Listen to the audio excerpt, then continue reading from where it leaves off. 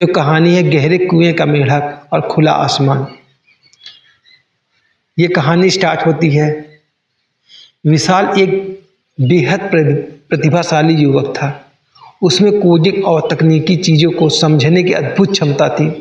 जब वह कॉलेज में था तो उसके प्रोफेसर कहते थे कि विशाल आने वाले समय में एक महान सॉफ्टवेयर डेवलपर बनेगा। लेकिन जैसे ही कॉलेज ख़त्म हुआ, विशाल एक ऐसे जाल में फंस गया जिससे बाहर निकलना उसके लिए नामुमकिन सा हो गया था। यह जाल में था तत्काल संतुष्टि और सोशल मीडिया का भटकावा। विशाल सुबह उठता तो सबसे पहले उसका हाथ अपने स्मार्टफोन पर जाता। वह केवल 5 मिनट के लिए रील्स और शॉर्ट्स देखता शुरू करता, लेकिन तब तो घंटे बीत जाते उससे पता ही नहीं चलता। दोपहर में वह अपने लैपटॉप पर बैठता ताकि वह अपने ऐप्स प्रोजेक्ट पर काम कर सके, जिस पर वह पिछले 1 साल से काम कर रहा था। लेकिन जैसे ही कोडिंग में कोई कठिन समस्या आती, उसका दिमाग बोर होने लगता और वह तुरंत मनोरंजन के लिए यूट्यूब या सोशल मीडिया खोल देता। शाम को उसके दोस्त उसे बुला लेते। वे घंटों बैठकर चाय की थाली पर राजनीतिक फिल्में और दूसरी की जिंदगी पर फालतू की चर्चा करते। विशाल को लगता कि वह अपनी जिंदगी का आनंद ले रहा है, लेकिन अंदर ही अंदर एक गहरी बेचैनी उसे खाए जा रही थी। उसकी उम्र बढ़ रही थी। उसके साथ के लड़के बड़े बड़े कंपनियों में जा चुके थे या अपने खुद के स्टार्टअप कर चुके थे और विशाल वहीं का वहीं था। उसके पिता एक साधारण सरकारी क्लर्क थे। एक दिन उन्होंने विशाल के कमरे में आकर कहा, बेटा, कब तक यह स्क्रीन अपनी ज़िंदगी ढूंढते रहोगे? तुम्हारी माँ बीमार रहती है, मेरी रिटायरमेंट करीब है, तुम्हारे पास इतना हुनर है, फिर भी तुम कुछ कर नहीं पा रहे हो। विशाल ने झुंझलाकर जवाब दिया, पिताजी, मैं एक बहुत बड़े ऐप पर काम कर रहा हूँ। जब यह हिट होगा तो हमारे पास बहुत पैसा होगा। पिता ने एक ठंडी सांस ली और कहा, विचार कितने भी बड़े हो विशाल, अगर उन्हें अंजाम में ना लाया जाए तो वे कचरे के ढेर में जैसे होते हैं। तुम्हारी मेहनत सिर्फ बातों में है, कामों में नहीं। पिता की यह बात विशाल के दिल में छू गई। उसे एहसास हुआ कि उसका ऐप पिछले 1 साल में सिर्फ 10% ही पुराना हो गया था। बाकी का समय उसके केवल विकर्षणों में गंवाया था।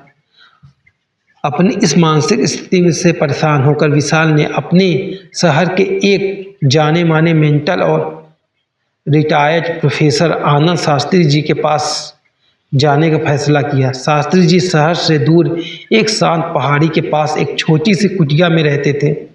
वे लोगों को जीवन प्रबंध और एकाग्रता की शिक्षा देते थे। विशाल जब वहाँ पहुँचा तो शास्त्री जी अपनी बगिया में पौधों को पानी दे रहे थे।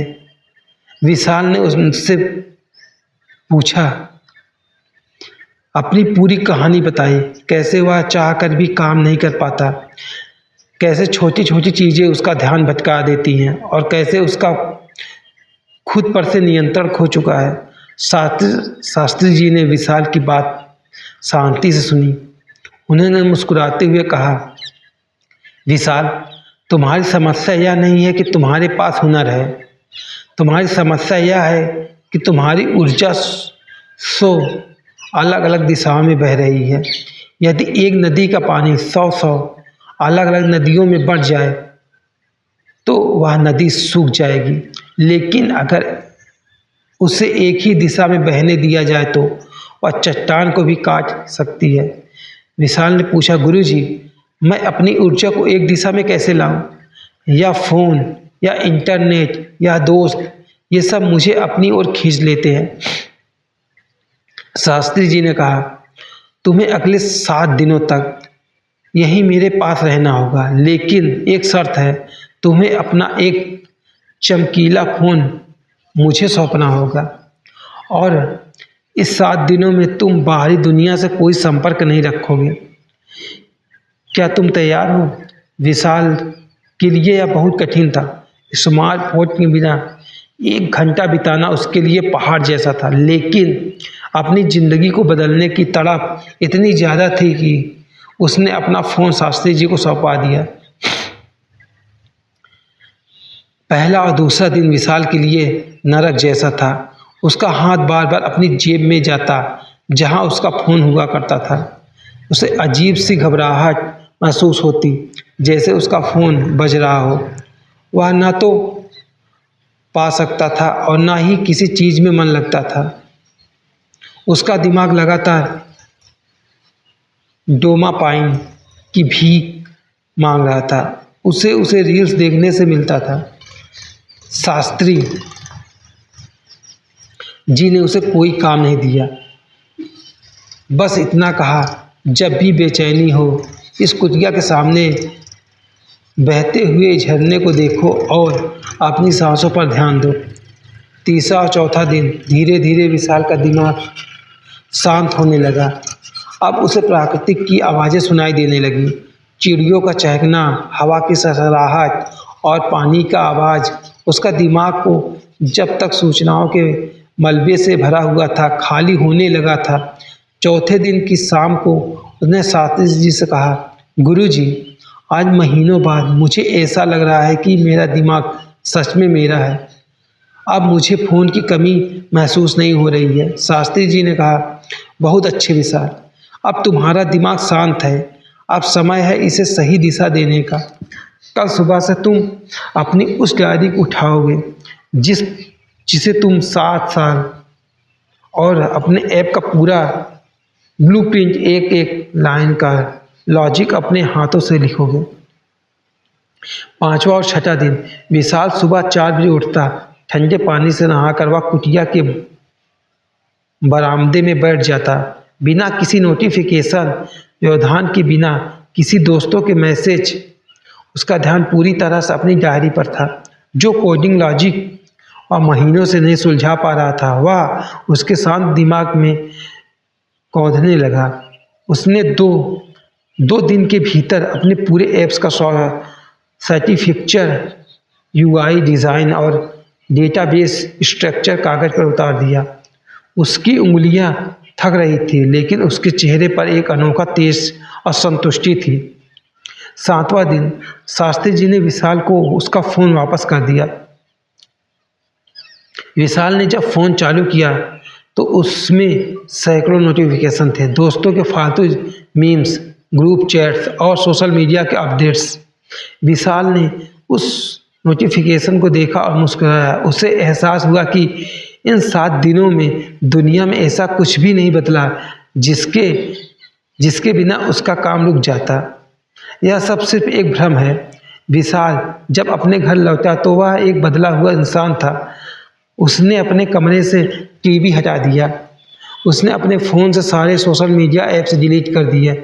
उसने अपने दोस्तों से साफ कह दिया, मैं अगले 6 महीने तक किसी फालतू महफिल में नहीं जाऊंगा। मुझे अपने जीवन का सबसे महत्वपूर्ण काम पूरा करना है। जब विशाल का यह सख्त नियम, डीप वर्क, हर दिन सुबह 5 बजे से 9 बजे तक बिना इंटरनेट चालू किए सिर्फ अपने लैपटॉप पर कोडिंग करना था। इन 4 घंटों के दौरान दुनिया में क्या हो रहा है, इससे उसे कोई मतलब नहीं था। शुरुआत में उनके दोस्तों ने उसका मजाक उड़ाया, उसे अहंकारी और किताबी कीड़ा कहा, लेकिन विशाल अपने लक्ष्य का अडिग था। वह जानता था कि जो कांच के टुकड़े निष्कर्ष आज उसे चमकीले लग रहे हैं, वे उसके भविष्य को लहसून कर देंगे। महीने बीतते गए और विशाल की मेहनत रंग लाने लगी। जिस ऐप को वह 1 साल में 10% भी नहीं बना पाया था, वह अगले 4 महीने में पूरी तरह बनकर तैयार हो गया। यह एक ऐसा उत्पादन ऐप था जो लोगों को उनके स्क्रीन टाइम को नियंत्रित करने और ध्यान केंद्रित करने में मदद करता था। एक ऐसा समस्या जिसका समाधान विशाल ने खुद अपने जीवन से सीखा था। विशाल ने अपने ऐप को प्ले स्टोर पर लॉन्च किया ताकि उसके इस ऐप को बनाने में उसकी पूरी आत्मा और गहन ध्यान झोंक दिया था। इसलिए ऐप की क्वालिटी बेमिसाल थी। ऐप का यूज़र इंटरफेस इतना सरल और प्रभावी था कि शुरुआती कुछ दिनों में ही उससे हजारों लाखों डाउनलोडर मिल गए। लोगों ने रिव्यू में लिखना शुरू किया, इस ऐप ने मेरी ज़िंदगी बदल दी, या मुझे रील्स लत से बाहर निकाल रहा है। देखते ही देखते कुछ ही महीनों में विशाल के ऐप 1 लाख से ज़्यादा डाउनलोड हो गए। उसकी कमाई शुरू हो चुकी थी, लेकिन उससे भी बड़ी बात यह थी कि उसने समाज की एक बहुत बड़ी समस्या का समाधान किया। एक शाम विशाल के घर का बड़ा कुरियर आया। उसमें एक इंटरनेशनल टेक अवार्ड की ट्रॉफी थी, जिसने विशाल को innovative developer of the year का खिताब जीता था। उसके पिता वह ट्रॉफी अपने हाथों में ली और उनकी आंखों में गर्व के आंसू थे। उन्हें विशाल को गले लगाया और कहा, बेटा, आज तुमने साबित कर दिया कि जब तक भटकता हुआ मन एकाग्र होता है तो वह चमत्कार कर सकता है। विशाल तुरंत अपनी गाड़ी उठाकर शास्त्री जी के कुटिया की ओर भागा। वह ट्रॉफी उसने शास्त्री जी के चरणों में रख दिया। शास्त्री जी ने उसे उठाकर गले से लगाया, कहा, विशाल, याद रखना, दुनिया तुम्हें हमेशा छोटे छोटे कांच के टुकड़ों की तरफ आकर्षित करती है, लेकिन जो इंसान खुले आसमान की चाह रखता है वह कभी कुएं के कंकड़ों से दिल नहीं लगाता। तुमने अपने भीतर के भटकाव को जीता है, यही तुम्हारी असली जीत है। विशाल ने मुस्कुराते हुए कहा, आसमान की तरफ देखा। वह कहा, सच में एक आज़ाद पक्षी की तरह महसूस कर रहा था, जिसके पंखों को एकाग्रता की शक्ति मिल चुकी थी। दोस्तों,